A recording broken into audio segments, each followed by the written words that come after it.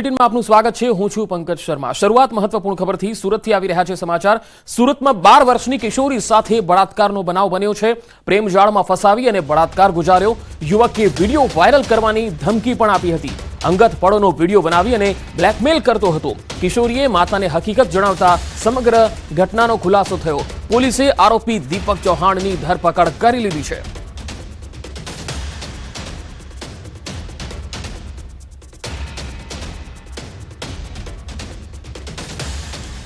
આ તરફ વડોદરામાં પ્રોફેસરે બાળકી સાથે કર્યા અડપલા। મિત્રની બાળકી સાથે પ્રોફેસરે અડપલા કર્યા હતા। બાળકીની તબિયત લથડતા ખુલાસો થયો। બાળકીને એકાંતમાં લઈ જઈ અને અડપલા કર્યા હતા। લગ્ન પ્રસંગ દરમિયાન આ બનાવ બન્યો હતો। પોલીસે પ્રોફેસર પિયુષ અંજીરિયાની ધરપકડ કરી લીધી છે। આ એ જ વ્યક્તિ છે કે જેણે બાળકીને એકાંતમાં લઈ જઈ અને અડપલા કર્યા હતા।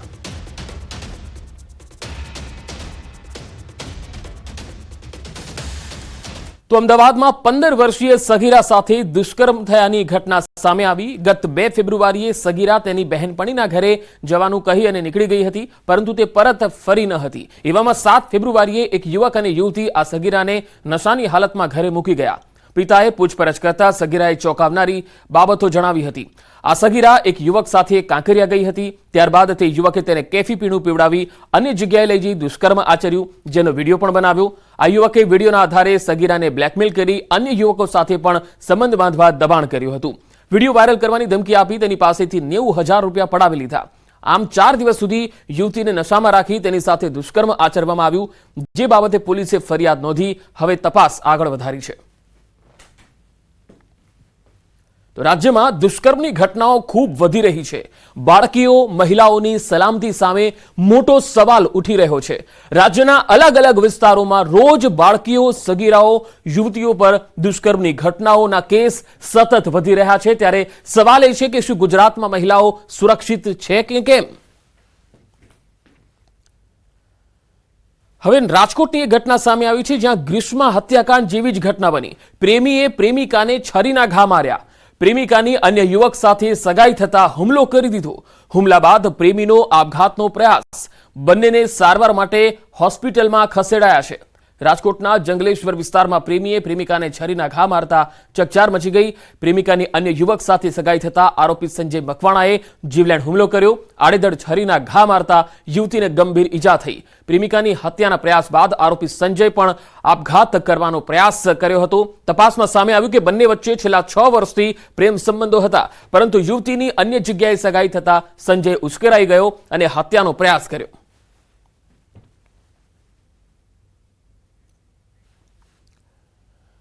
સુરતમાં બેંક કર્મચારીની આત્મહત્યા। ગળે ફાંસો ખાઈને આપઘાત કરી લીધો। આત્મહત્યા પહેલા સુસાઇડ નોટ પણ લખી। દેવું વધી જતા તેણે આપઘાત કરી લીધો। ઉઘરાણીથી કંટાળી આપઘાતનો ઉલ્લેખ તેણે આ સુસાઇડ નોટમાં કર્યો છે। ત્રાસ આપતા લોકો સામે કાર્યવાહી કરવા માટે તેણે માંગ ઉઠાવી છે।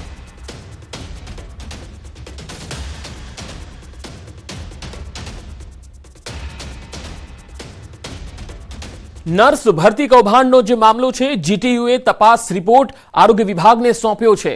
આરોગ્ય વિભાગ રિપોર્ટ પર નિર્ણય જાહેર કરશે। પરીક્ષા રદ થશે કે નહીં તેના ઉપર નિર્ણય કરવામાં આવશે। સવાલના જવાબ એબીસીડી એક જ પેટર્નમાં હતા। એક જ પેટર્નના કારણે ચોક્કસ વર્ગને આમાં ફાયદો થયો હોવાનો આરોપ હતો। 9 ફેબ્રુઆરીએ 1903 જગ્યા માટે આ પરીક્ષાનું આયોજન થયું હતું। તો સ્ટાફ નર્સની 1903 જગ્યા માટે પરીક્ષા યોજાઈ હતી, જેની આન્સર કી જાહેર કરાતા અનેક પ્રશ્નો ઉઠ્યા। આન્સર કીના તમામ જવાબ ક્રમબદ્ધ એબીસીડી એ પ્રમાણે જોવા મળતા કોંગ્રેસના પ્રવક્તા મનીષ દોશીએ આ મામલે સવાલ ઉઠાવ્યા। મનીષ દોશીએ કહ્યું, પરીક્ષાની આન્સર કીમાં એબીસીડીની પેટર્ન જોવા મળી, જે પ્રથમ રીતે સંદેહ વ્યક્ત કરે છે। સરકારે સમગ્ર બાબતની અંદર તપાસ કરવાની જરૂર છે। એબીસીડીનો ખેલ કોના લાભાર્થે કરવામાં આવ્યો એની પણ તપાસ થાય। સરકારને પોતાના મંડળ અને વિભાગો પર વિશ્વાસ નથી, જેથી આરોગ્ય ખાતા દ્વારા 1903 જગ્યા માટે જીટીયુને ભરતીની જવાબદારી સોંપી। ભૂતકાળમાં પણ પરીક્ષામાં ઘણા કૌભાંડો થયેલા છે, જેથી આ મામલે તટસ્થ તપાસ થાય એ જરૂરી છે। પ્રોવિઝનલ આન્સર કીથી પ્રથમ દ્રષ્ટિએ દેખાય છે કે એબીસીડી એ સુનિયોજિત કૌભાંડનો ભાગ હોય તેવું દેખાય છે। સરકારમાં પહેલા ગોઠવણ એ પ્રકારની હતી, અગાઉની 24 જેટલી પરીક્ષાઓમાં પેપર ફૂટવા, ગેરરીતિ, ગોલમાલ અને ગોટાળા એ ભારતીય જનતા પાર્ટીની સરકારની ઓળખ બની હતી અને ગુજરાતના લાખો યુવાનો એના ભોગ બન્યા છે. આપના માધ્યમથી પણ સમગ્ર ગુજરાતે જોયું છે કે ગુજરાતમાં પેપર ફોડવા માટેની ગેંગો કઈ રીતે સક્રિય હોય છે. સુરતમાં મહિલા પીએસઆઈનું પાટીદાર યુવક ઉપર નિવેદન. સરથાણાના મહિલા પીએસઆઈ ઉર્વિશા મેંદપરાનો વિડીયો વાયરલ થયો. પીધેલા પકડાયેલા 15 માંથી 10 પાટીદાર યુવાનો હોય છે. તેમણે કહ્યું કે આવા યુવકો એક દિવસ લોકઅપમાં રહેશે તો ભાન થશે. પીએસઆઈએ પેટ્રોલિંગ સમયના અનુભવના આધારે આ નિવેદન આપ્યું. સાયબરમાં નોંધાતા 50% કેસો પાટીદાર સમાજના હોય છે. પટેલ સમાજના યુવાનો ગેરમાર્ગે જઈ રહ્યા છે એવું પણ તેમણે કહ્યું. સાંજે અમે લોકોનું કામ છે કે સૌથી વધારે નશાની હાલતમાં હોય એમના કેસ કરવા, એટલે અમે અમારા ટાર્ગેટ ઉપર નીકળતા હોય છે કે આટલા કેસ આજે કરવાના છે. એમાંથી 15 છોકરા લાવ્યા હોય, એમાંથી 10 છોકરા પટેલ સમાજના હોય છે. આ વસ્તુ વિચારવાની વાત છે. મને જોઈને બહુ દુઃખ થાય છે કે અને પછી તમે હાથ જોડો છો આવીને કે સાહેબ તમે તો પટેલ છો, તમે તો સમજો. મને કોઈ આવું કે ને એટલે મને વધારે ગુસ્સો આવે છે અને હું એમ કહું છું એને કોઈ પણ ની ભલામણ આવે, કોઈ પણ ની ભલામણ આવે, પણ મારા પટેલ સમાજને તમારે છોડવાનો નથી. એક રાતી અંદર લોકઅપમાં રહેશે ને તો એને ખ્યાલ આવશે કે આ વસ્તુ ન કરાય. અને જે સાયબર ફ્રોડના કેસ આવે છે એમાં 50% પટેલ સમાજ હોય છે. શું કામ અવળા રસ્તે ચડો છો? પટેલ સમાજે આટલી નામના મેળવી છે, આટલું આગળ વધ્યા છે, તો શું કામ આવી રીતે પતન તરફ જવાનું? આજુબાજુના વ્યક્તિ પણ અમને એમ કહેતા હોય છે કે સાહેબ તમારો સમાજ છે, તમારો સમાજ છે. કેટલી શરમ આવે. સુરતના સરથાણા પોલીસ સ્ટેશનના મહિલા પીએસઆઈ ઉર્વિશા મેંદપરાના પાટીદાર યુવક ઉપર નિવેદનને સમાજના આગેવાનો આવકારી રહ્યા છે. કોંગ્રેસ નેતા અને પાટીદાર અગ્રણી મનહર પટેલે કહ્યું કે સેવાકીય સંસ્થાઓએ આ અંગે વિચારવું પડશે. આ અંગે સમાજને ધ્યાન દોરવાનો મેં અગાઉ પણ પ્રયત્ન કર્યો હતો. તેની પાછળ જવાબદાર કારણો શોધવા પડશે. દિનેશ બાંભણિયાએ પણ પીએસઆઈના નિવેદનને સમર્થન આપ્યું. તેમણે આવા લોકો વિરુદ્ધ કડક કાર્યવાહીની માંગણી કરી. ભાજપના પાટીદાર નેતા અલ્પેશ કથિરિયાએ પણ કહ્યું છે કે સમાજમાં રહેલા દૂષણોને નાથવા સમાજના આગેવાનોએ મંથન કરીને ઉકેલ લાવવો જોઈએ. પાટીદાર અગ્રણી પરસોત્તમ પીપળિયાએ કહ્યું કે સાયબર ક્રાઇમનો ભોગ પાટીદાર યુવાનો ન બને એ માટે સામાજિક સંસ્થાઓએ આગળ આવી સેમિનાર કરવા જોઈએ અને જાગૃતિ લાવવી જોઈએ. એક સમાજના એક પ્રહરી તરીકે ખાસ કરીને જે જાહેર જીવનમાં છે, જે સમાજનું નેતૃત્વ કરે છે, સમાજ ઉત્થાનની જે લોકો પ્રવૃત્તિ કરે છે, એની દ્રષ્ટિએ આ ખૂબ અગત્યનો અને ગંભીર મુદ્દો છે.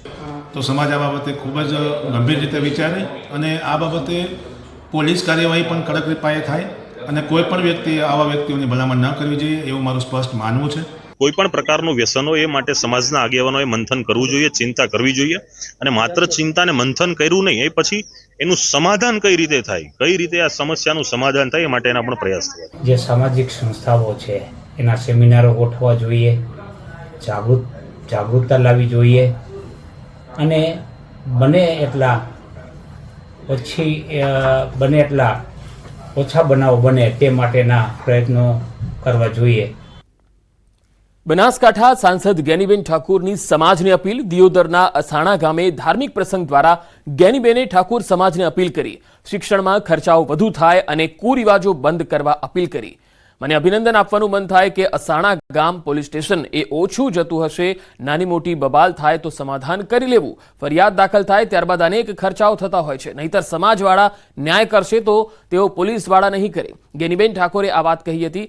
અનેક ગામના લોકો એવા છે કે જે ગામની વસ્તી ઓછી છે પરંતુ એ ગામમાં પોલીસ કેસ વધારે છે. ઝઘડો થાય છે તો પોલીસ સ્ટેશન ન જતા સમાજ કુટુંબને ભેગા મળી અને ન્યાય કરજો. પોલીસ સ્ટેશન જવાથી વકીલ, વચેટિયા અને પોલીસ વચ્ચે નીચોવાઈ જવાય છે. અને ફરિયાદ કોઈ પણ દાખલ થાય તો ફરિયાદ દાખલ થાય ત્યાંથી કરીને વકીલથી કરીને ડોક્ટરથી કરીને વચ્ચે સોવટિયાથી કરીને જ્યાં સુધી સમાધાન ના કરો ત્યાં સુધી જે કેસ કર્યો છે જેના ઉપર એ પણ હાથે દીવી નાખે અને જેના ઉપર થયો છે આ ફરિયાદ કરવા વાળો અને આરોપી એ બે એકદમ આખા નેસ હોઈ જાય, ધોઈ જાય અને અંતે તો પછી સમાધાન કરવું પડે. એટલે આજે આ મેલડી માતાને એટલી જ પ્રાર્થના કરજો કે ભૈયામાં કુટુંબમાં હગાવાલામાં કોઈની ભૂલ આવે, નાના મોટી કોઈ પણ બબાલ કે કોઈ પણ કારણોસર મન દુઃખ થાય તો મેરડી માતાને વધે રાખીને ન્યાય ગામના આગેવાનો અને હગાવાલા તોડવું, પોલીસ સ્ટેશને ના દાદા. દાહોદમાં હિટ એન્ડ રનમાં 2 ના મૃત્યુ થયા. જૈન સાધ્વી અને શ્રાવકનું મોત થયું. અજાણ્યો વાહન ચાલક ટક્કર મારી અને ફરાર થઈ ગયો. લીમખેડાથી દાહોદ તરફ જઈ રહ્યા હતા સાધ્વી. કંબોઈ નજીક આ અકસ્માતનો બનાવ બન્યો. જૈન સાધ્વી અને શ્રાવકનું મૃત્યુ થયું છે. અજાણ્યો વાહન ચાલક ટક્કર મારીને ફરાર થઈ ગયો. એક્સિડન્ટ થયેલું, મરણ હાલતમાં હતા બિલકુલ.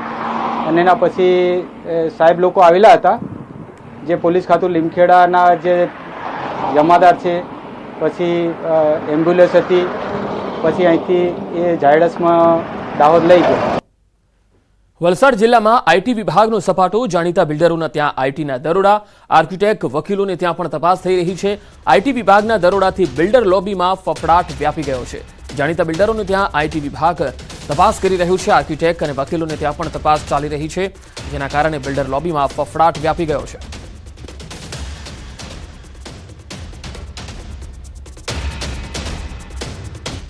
હેલ્મેટ વગર વાહન ચલાવશો તો દંડ થશે.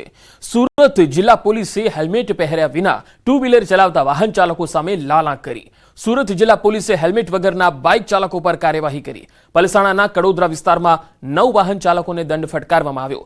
હેલ્મેટ પહેર્યા વગર દ્વિચક્રીય વાહન ચલાવનારને પોલીસે 500 રૂપિયાનો દંડ ફટકાર્યો. સરકારી કર્મચારીઓ સામે પણ પોલીસે તવાઈ બોલાવી.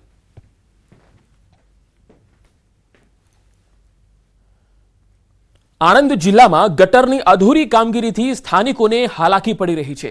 વલ્લભ વિદ્યાનગરમાં ગટરની કામગીરી અધૂરી છે. અરુણોદય સોસાયટીના રોડ ઉપર ગટરનું અધૂરું કામ જોવા મળ્યું. શાળાએ જતા બાળકો અને સ્થાનિકોને ખૂબ જ પરેશાની થઈ રહી છે. મુશ્કેલી પડવાના કારણે તંત્ર સામે હવે સ્થાનિકોમાં રોષ ભભૂકી રહ્યો છે.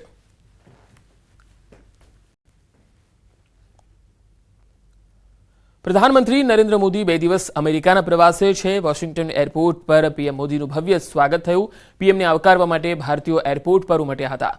રાષ્ટ્રપતિ ડોનાલ્ડ ટ્રમ્પ સાથે આજે તેઓ મુલાકાત કરવાના છે. વેપાર, રક્ષા, ઉર્જા ક્ષેત્રમાં સહયોગ મુદ્દે ચર્ચા થઈ શકે છે. આતંકવાદ અને H-1B વિઝા જેવા મુદ્દાઓ પર પણ ચર્ચા કરવામાં આવી શકે છે. પ્રધાનમંત્રી 2 દિવસ અમેરિકાના પ્રવાસે છે. વોશિંગ્ટન એરપોર્ટ પર પીએમનું ભવ્ય સ્વાગત કરવામાં આવ્યું હતું અને ભારતીયો પણ અહીંયા મોટી સંખ્યામાં પીએમને આવકારવા માટે એરપોર્ટ પર ઉમટ્યા હતા. અમેરિકામાં ટ્રમ્પ સરકાર બન્યા બાદ પીએમ મોદીની આ પહેલી અમેરિકી યાત્રા છે. પીએમ મોદી રાષ્ટ્રપતિ ટ્રમ્પ સાથે મુલાકાત કરવાના છે, જ્યાં બંને દેશોના સંબંધોને વધારે મજબૂત કરવા, વેપાર, રક્ષા અને ઉર્જા ક્ષેત્રમાં વધુ સહયોગ વધારવા પર ચર્ચા કરવામાં આવશે. ગાંધીનગરમાં youth as a bridge for BIMSTEC exchange theme હેઠળ સમિટ યોજાઈ. કેન્દ્રીય મંત્રી મનસુખ માંડવિયાએ સમિટનું ઉદ્ઘાટન કર્યું. મુખ્યમંત્રી ભૂપેન્દ્ર પટેલ પણ આ સમિટમાં ઉપસ્થિત રહ્યા, જેમાં ભારત, બાંગ્લાદેશ, મ્યાનમાર, નેપાળ, શ્રીલંકા, થાઇલેન્ડ અને ભૂતાન જેવા દેશના 70 પ્રતિનિધિઓએ ભાગ લીધો. દેશમાં યુવા નેતાઓને સશક્ત બનાવવા માટે ભારતે બહુક્ષેત્રીય પહેલ યુવા સેતુ પ્રસ્તાવ મૂક્યો અને રક્ષા ખડસે 2047માં વિકસિત રાષ્ટ્ર માટેના ભારતના વિઝન પર સત્રની અધ્યક્ષતા કરી. સાંસદ ડોક્ટર હેમાંગ જોશીએ ભારતીય ડેલિગેશનનું નેતૃત્વ કર્યું. 7 દેશના પ્રતિનિધિઓએ દાંડી કુટીરની મુલાકાત લઈ મહાત્મા ગાંધીના વારસા પર ચિંતન કર્યું. બિમસ્ટેક યુથ સમિટ એ બાંગ્લાદેશ, નેપાળ, ભૂટાન, થાઇલેન્ડ, મ્યાનમાર, શ્રીલંકા અને ભારત આ તમામ દેશોનો એક એવો સમૂહ છે કે જેઓ સાથે મળી અને કઈ રીતે મ્યુચ્યુઅલ કોઓપરેશન, ઇકોનોમિક ડેવલપમેન્ટ અને કલ્ચરલ એક્સચેન્જીસ માટેના સામૂહિક પ્રયાસો કરી શકે. અને મોદીજીનું જે વિઝન, જે વિકસિત ભારત તરફનું વિઝન છે, આ વિઝનને વધારે બળ આપી શકે. નડિયાદના સંતરામ મંદિરમાં સંતરામ મહારાજનો 194મો સમાધિ મહોત્સવ યોજાયો. મોટી સંખ્યામાં શ્રદ્ધાળુઓ મંદિરે પહોંચ્યા અને દર્શન અને સાકર ઝીલવાનો લાભ લીધો. મંદિરમાં સંતોની ઉપસ્થિતિમાં પારંપરિક સાકર વર્ષા યોજાઈ, જેમાં 10 મિનિટ સુધી 500 કિલો કોપરું અને 3000 કિલો સાકરની ઉછામણી કરાઈ. ભક્તોએ જય મહારાજના નાદ સાથે સાકર કોપરાનો પ્રસાદ ઝીલ્યો. મહાસુદ પૂનમે મંદિરમાં બપોરથી જ શ્રદ્ધાળુઓની ભીડ જોવા મળી. ભક્તોની એટલી ભીડ હતી કે મંદિરમાં ઊભા રહેવાની પણ જગ્યા ન હતી. મંદિર પરિસરમાં સ્વયંસેવકોએ ઠેર ઠેર નાના સ્ટેજ બનાવી સાકરની ઉછામણી કરી અને ભક્તોએ આ પ્રસાદી ઝીલી. સંતરામ મંદિરમાં 3 દિવસનો લોકમેળો પણ યોજાયો. હજારો લોકોએ મેળાની મજા માણી. અહીંયા બહારથી ગામડાઓમાંથી પણ લોકો આવતા હોય છે અને 3 થી 7 દિવસનો મેળો હોય છે અને કેટલાય સ્ટોલ નાખવામાં આવતા હોય છે અને આ સ્ટોલની અંદર આખા ગુજરાતમાંથી લોકો પોતાની વસ્તુઓ વેચવા માટે અહીંયા આવતા હોય છે. श्री संतराम महाराज वो अवतार है और आज से 194 साल पहले उन्होंने जीवित समाधि ली थी और उसके प्रतीक रूप शक्कर और कोपरा की वर्षा होती है और गुजरात के कई संत महान आते हैं और कम से कम 1 लाख पब्लिक उस वक्त आती रहती है और साकर और कोपरा का आनंद लेती है. અમદાવાદમાં ભારત અને ઇંગ્લેન્ડ વચ્ચેની વનડે મેચમાં ઓર્ગન ડોનેશન પ્રતિજ્ઞાનો રેકોર્ડ બન્યો. બીસીસીઆઈ, રેડક્રોસ સોસાયટી અને કેડી હોસ્પિટલના સંયુક્ત ઉપક્રમે અંગદાન રજીસ્ટ્રેશન માટેની એક અનોખી પહેલ કરવામાં આવી, જે અંતર્ગત મેચના દિવસે સાંજે 6 વાગ્યા સુધીમાં 20,000થી વધુ લોકો દ્વારા અંગદાન માટેની પ્રતિજ્ઞા લેવામાં આવી. ભારતમાં ક્રિકેટની લોકપ્રિયતાને જોતા international cricket કાઉન્સિલના chairman Jay Shah દ્વારા દર્શકોને અંગદાન પ્રવૃત્તિમાં સાંકળવાનો પ્રયત્ન કરવામાં આવ્યો. એક વ્યક્તિ દ્વારા કરવામાં આવેલ અંગદાનથી 8 વ્યક્તિઓને જીવનદાન આપી શકાય છે. જય શાહે જણાવ્યું કે આ અભિયાન ભારતમાં અંગ પ્રત્યારોપણ માટે રાહ જોઈ રહેલા હજારો દર્દીઓ માટે આશાનું કિરણ બનશે.